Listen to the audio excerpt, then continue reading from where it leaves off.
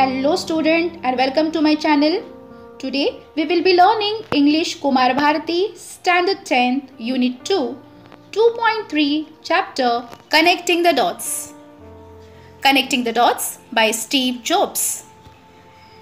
Before we begin with the chapter, let us have an introduction of the author Steve Jobs. Steve Jobs, 1955 to 2011, was an American entrepreneur, business magnate, inventor, and industrial designer. He was the chairman, chief executive officer, and co-founder of Apple Inc. He is widely recognized as one of the pioneers of the microcomputer revolutions of the 1970s and 1980s. He worked towards creating products like the iPod, iPhone, and the iPad, which revolutionized the technology of the world. This chapter, Connecting the Dots by Steve Jobs, is a speech delivered by him at the Stanford University in the year 2005 on the occasion of 114th year of graduation. In his address to the freshly graduate college students, the famous entrepreneur Steve Jobs tells 3 stories of his life and his experience. The first story is about connecting the dots. The second story is about love and loss. And the third story is about his experience of being close to death. So let's begin with the first story from the life of Steve Jobs, connecting the dots. According to Steve Jobs, connecting the dot, it means whatever you do in your life, it definitely help you in the future somewhere down the line. So his address begins to the students. Today, I want to tell you 3 stories from my life. That's it. Just 3 stories. The first story is about connecting the dots. I dropped out of Reed College after first 6 months, but then stayed around as a drop-in for another 18 months before I really quit. So Steve Jobs, he tells the students his experience in the Reed College. He tells the student that he had dropped out, that is, he discontinued going to the college just after 6 months of joining it. But later, he started going to the college for another 18 months till he actually stopped going to the college.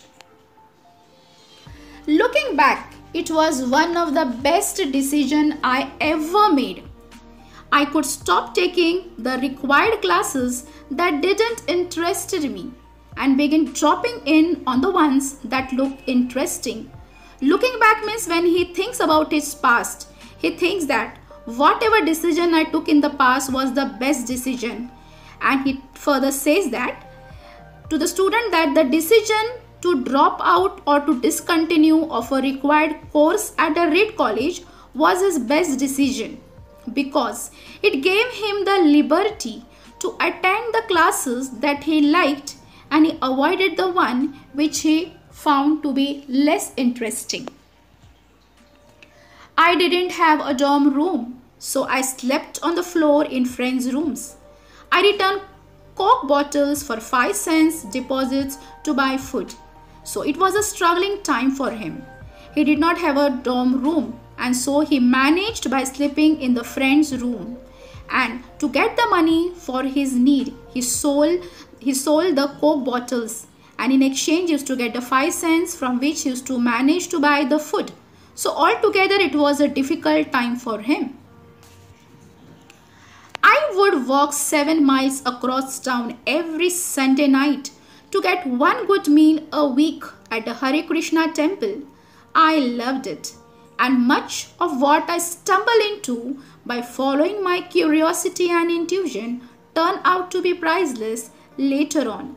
So, as I told you that he had very less money to spend on buying the food, and so every Sunday he used to walk all the way 7 miles to get the food served at Hare Krishna temple.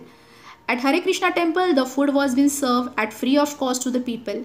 So in order to get a decent meal, once a week, he used to walk all the way 7 miles across the town every Sunday to get one time a decent meal in a week.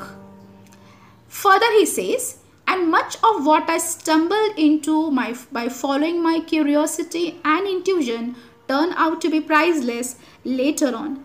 So he further tells to the students that he accidentally discovered how his curiosity, that is his eagerness and his intuition means the readiness to follow the heart, turned out to be priceless.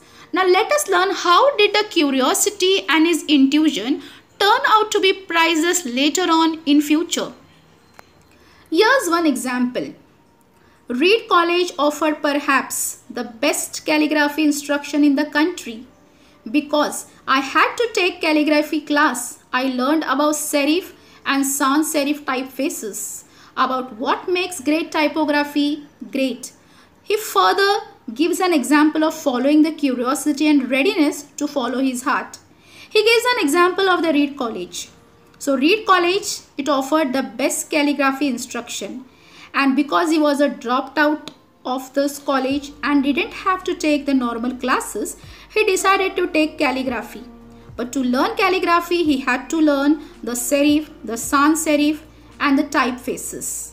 And also about the varying amount of spaces between the different combination and about what makes typography a great typography. He says that the things he discovered by attending different classes out of the curiosity helped him in some way or the other way in his life. 10 years later. 10 years later, when we were designing the first Macintosh computer, it all came back to me. And we designed it all into the Mac.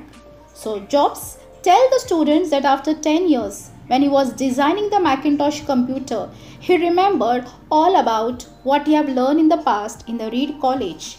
He remembered about all the multiple typefaces and the proportionally spaced font what he have learned in the calligraphy. And all the knowledge what he have learned in the past, he used it all into designing the first Macintosh computer. If I had never dropped in on that course in college, the Mac would have never had multiple typefaces or for that matter even proportionally spaced fonts. So further he tells to his students his experience. He says that it is because he dropped in, that means he started attending the college and he started attending the classes of calligraphy which interested him the most.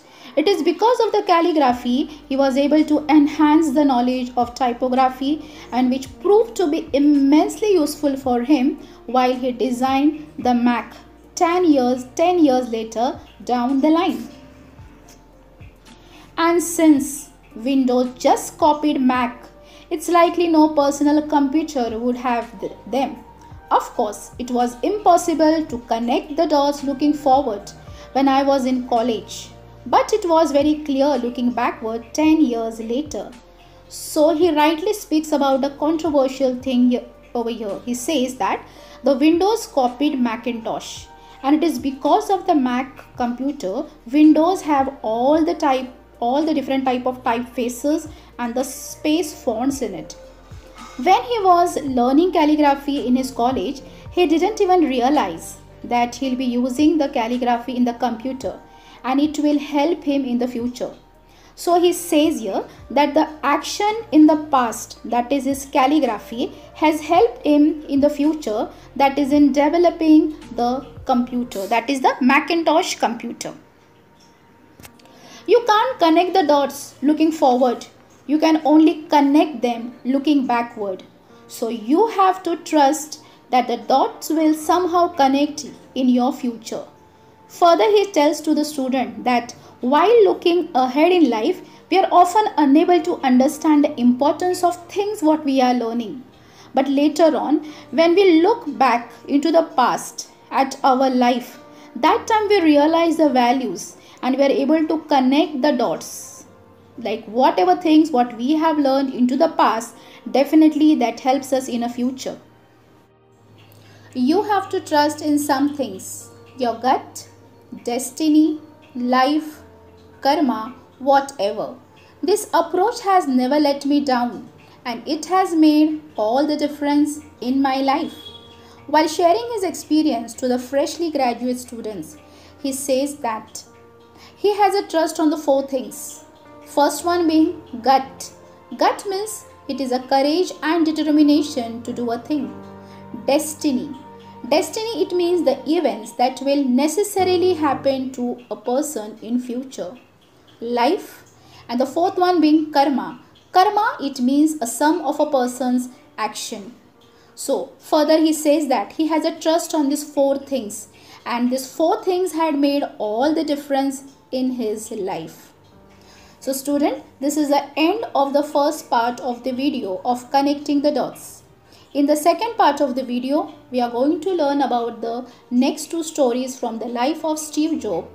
Second one, the love and the loss, and the third one being Steve Jobs' experience of being close to death.